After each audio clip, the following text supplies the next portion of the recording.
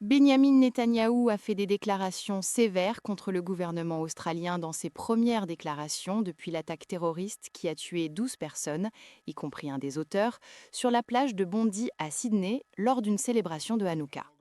Le Premier ministre israélien a souligné qu'en août, il avait envoyé une lettre au Premier ministre australien, Anthony Albanese, l'accusant d'ajouter de l'huile sur le feu de l'antisémitisme. En paraphrasant sa lettre, Netanyahou note que la politique d'Albanese, qui inclut la reconnaissance d'un État palestinien, encourage la haine des Juifs qui domine maintenant vos rues. L'antisémitisme est un cancer, il se propage lorsque les dirigeants se taisent. Vous devez remplacer la faiblesse par des actions. Netanyahou continue en disant que l'attaque était horrible, un meurtre de sang-froid. Le nombre de victimes augmente malheureusement chaque minute.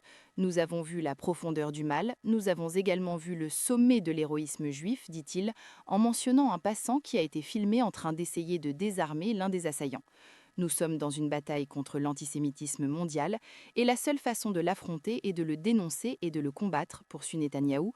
Il n'y a pas d'autre voie. C'est ce que nous faisons en Israël. L'IDF et nos forces de sécurité, avec notre gouvernement et notre peuple, continueront de le faire. Dans une attaque indirecte contre le gouvernement australien, Netanyahou souligne: nous continuerons à dénoncer ceux qui ne dénoncent pas mais encouragent, nous continuerons à exiger que les dirigeants des nations libres fassent ce qui est requis, nous ne céderons pas, nous ne baisserons pas la tête, nous continuerons à combattre comme nos ancêtres l'ont fait.